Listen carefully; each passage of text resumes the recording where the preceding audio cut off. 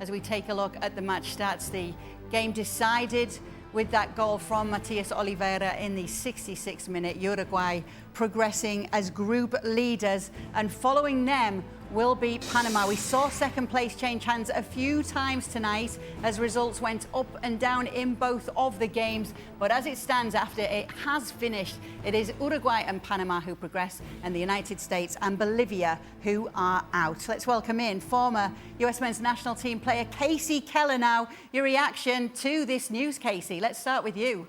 Yeah, Kay, it's really disappointing, obviously. But this was one of those situations that was set up the match before. I think the form that Uruguay are in, the quality that they have on the field, I think it was a big ask to not only get a point out of this match, but to have to win this match. So, yes, it's disappointing because of the loss with Panama earlier. But look, I understand what the commentary team was saying. There's a lot of positives, the fight, the attitude, kind of the intensity throughout this match. But the fact of the matter is, in a group where you're expected to win your first two games, you slip up in the second, and that puts you behind the eight ball, where you then have to come up with which would have been one of the best results in recent history for the men's national team. And they just weren't able to do it today, like I said, against a very good Uruguay. We're all waiting to see what team Uruguay were going to put out.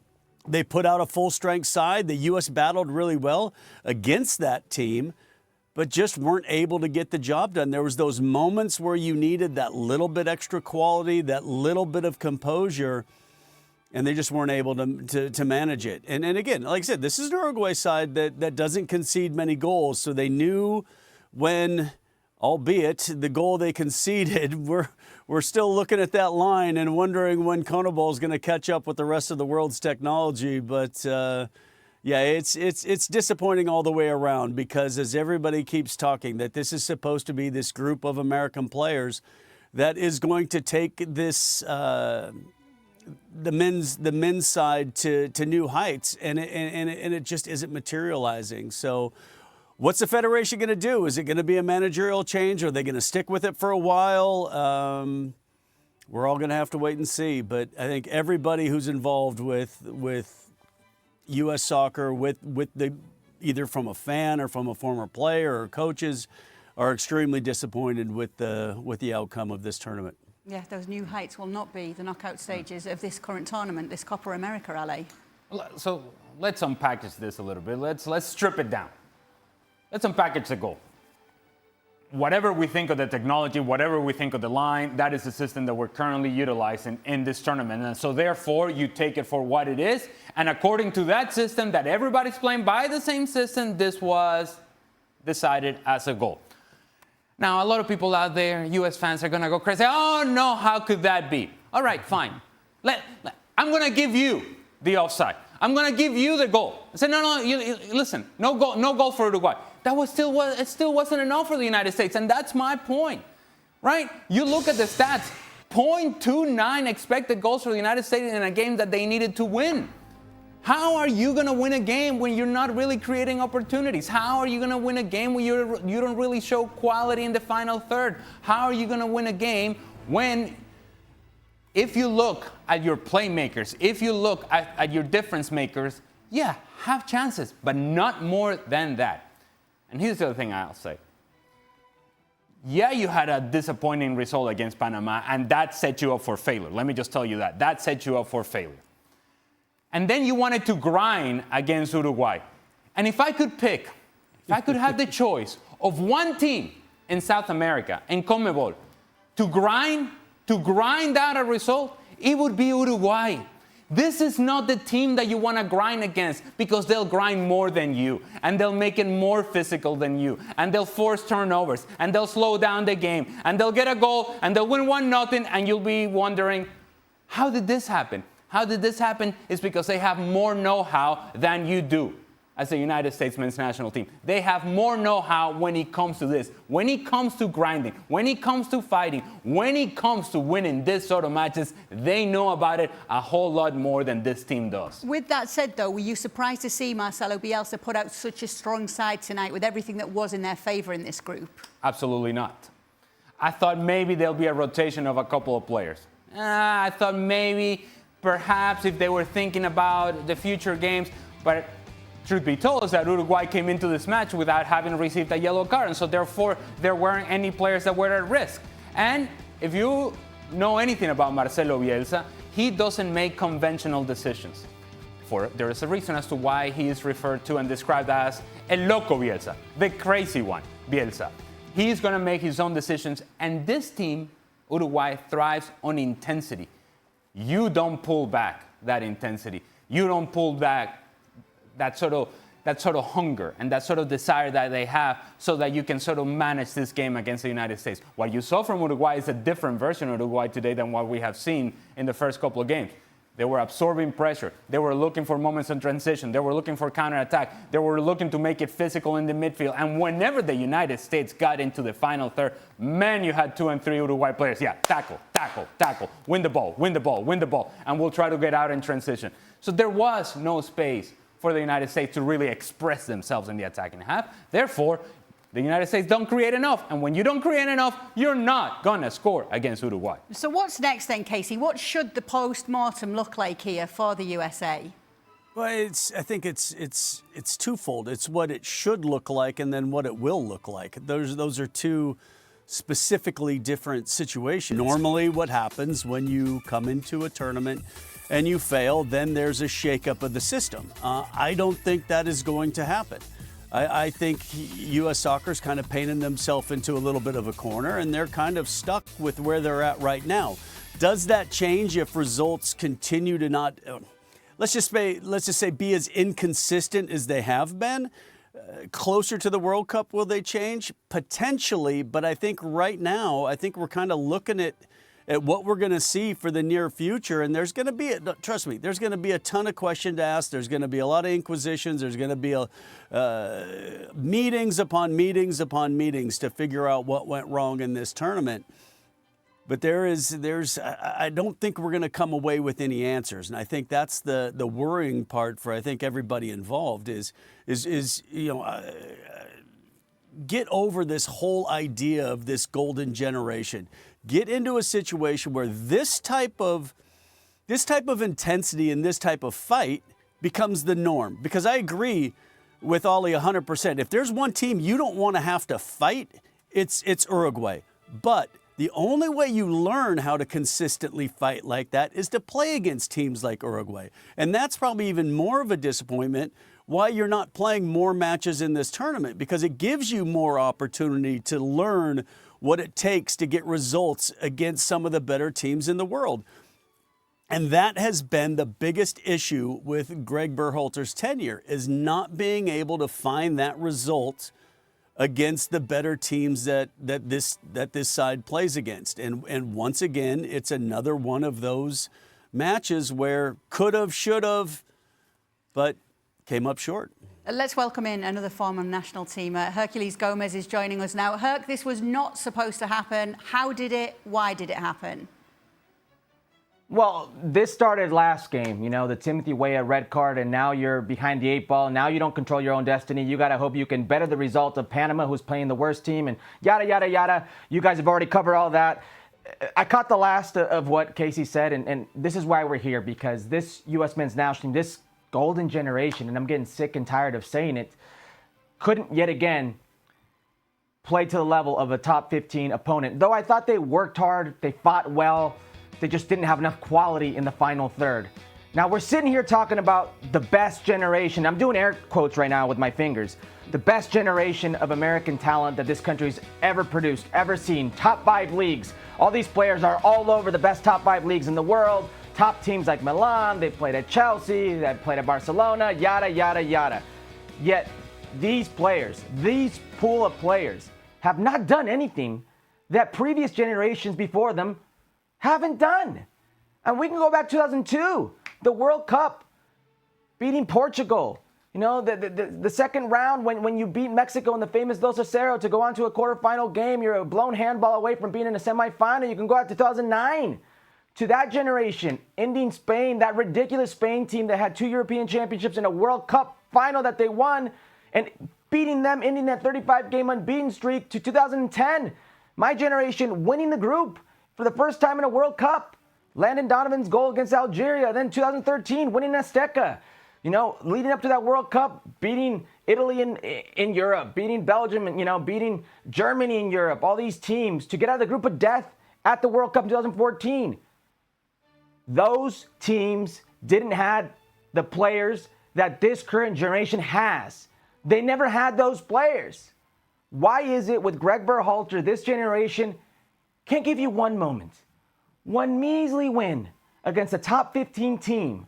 Not a draw, not a close enough, not a, you know what, we'll get them next time, you fought hard. A win when it matters most. So far, that's been the MO with Greg Berhalter and this team. They've let us down. So does Greg Berhalter have to go, Herc? Wow.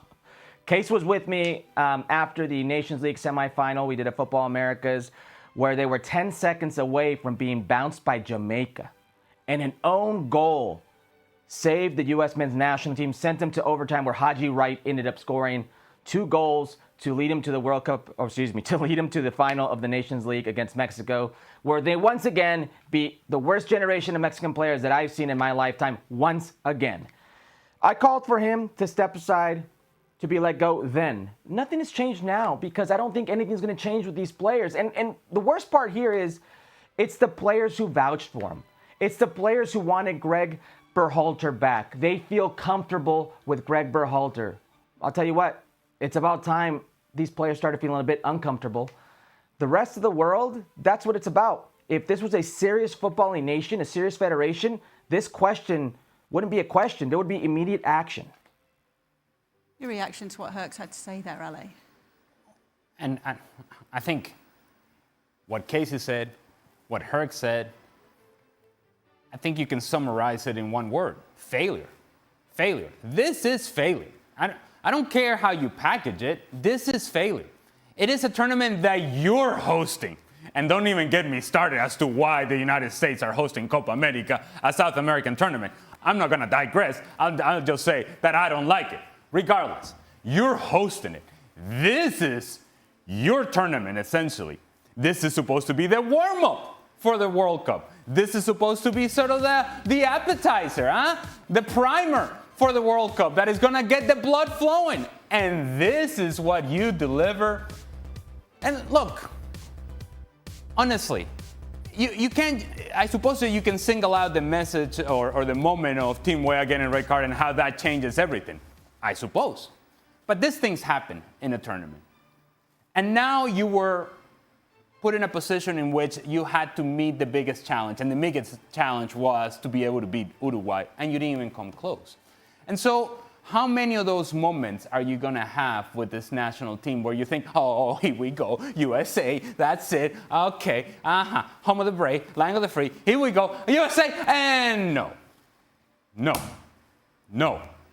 They come up short and come up short again and come up short again. And I have to slightly disagree with Herculez and stick up for the previous generations of U.S. players. And I know Kasey is going to appreciate this. I don't know whether these players right now are better than those players then. Because those players then won games at the world stage. Those players then won games. These players now, they have it all. Oh, they have the stadiums. Oh, they have the salaries. Oh, they have the teams. Oh, they have the attention. Oh, they have the TV coverage. Oh, they have the adulation and the cheerleading going on in this country around this team. They have all of that, but they don't have results. And this is a profession that is measured by results. Those teams from the past won games. And I don't care how limited they were, or maybe they weren't the sexy names, or it wasn't the sexy style, or it wasn't the passing game. Those teams won games. Those teams won games. Those players won games at the big stage. This team is yet to do that. These players are yet to do that. Failure. So is the perception of these players off then, Kasey? Is it not right what people are expecting of this team, even calling them a golden generation? Well, I think sometimes when those phrases, they're coined because they did something very young. Look at the Mexican team that won the Olympics, and you thought, okay, here's a generation now as they mature, they will then grow into be something, doing something that nothing has ever been done from the country. Well, that didn't quite materialize either for Mexico. So I think when you got to look at golden generations, I think you can't look at that until history sets in. When Spain won back-to-back Euros with a World Cup sandwiched in between, that's a golden generation. When you have sides that truly dominate from either club side, Man City right now, winning 4 Premier Leagues in a row, that's a golden generation at that club. Right now, you just have a situation where you have a group of players that are getting opportunities at clubs and in leagues that maybe players in the past didn't get. And yes, I think the overall squad depth that America is producing is greater. But I think Ali makes a great point. I mean, we beat Argentina in this match in 1995, 3-0. We had, before that in the World Cup, beating Colombia, to get out of the group stage in a World Cup that was hosted in America. It's been a long time that U.S. has been able to come up with shock results. And now when there's some expectation to start getting results, that's where we're starting to see the falter. And I think if you're going to really judge kind of how far the U.S. has progressed, then you have to start getting further than previous generations have. And once again, this isn't even close to a semifinal. So that was what the standard was set years ago, was accomplished again later. I think it was 16. And then now to crash out in the group stage when you're hosting it. So, yeah, that's a huge frustration. And like I said, this is going to be a lot of meetings upon meetings to try to figure out how to put this right. Now, the question mark to Herc's point is there enough that the U.S. Soccer Federation says, okay, we're going in a different direction? And I think that's what the fans are waiting to hear. Is there enough in these meetings for that to be the outcome then, Herc, or will it still be Greg Berhalter leading this team out in 2026? Oh, that's a loaded question. Listen, the people at U.S. Soccer love a good PowerPoint, and that's what Berhalter's going to give them. And they're going to go back to the ELO ratings and all these different things, equations that led them back to Greg Berhalter. Yeah, the ELO ratings, the ELO that Sebi keeps raving about, but they were very important for Matt Crocker and this federation. And here's the thing. One of the finalists, adding insult to injury a few things, one of the finalists in the search, the coaching search for the U.S. Soccer Federation, for the U.S. men's national team, did get his team to a quarterfinal. And that is Jesse March in Canada. And when you see what was able to happen in such a short amount of time, he had 2 friendlies before the tournament started. That was his camp, 2 friendlies. And got them out of that group, a group with Argentina, by the way, got them out of that group, and now they're going to play Ali's beloved Vino Tinto in a quarterfinal. That's one. The second one is, now the U.S. men's national team are historic under Greg Berhalter. They are the first host nation not to qualify or get out of the group in a Copa America. Listen, man, I don't know what else to say here. I get blue in the face, trying to talk sense into people about why I think Greg Berhalter is limited for this national team. If this is truly as good as it's gotten for the U.S. men's national team in player pool, if this is really as good as it's gotten for the players, then why are you wasting time on somebody that's never produced for you outside of CONCACAF? You guys have already gone through everything that the players of the past have done. I don't see the point of wasting time. This is supposed to be a dry run for the World Cup. What are you waiting for?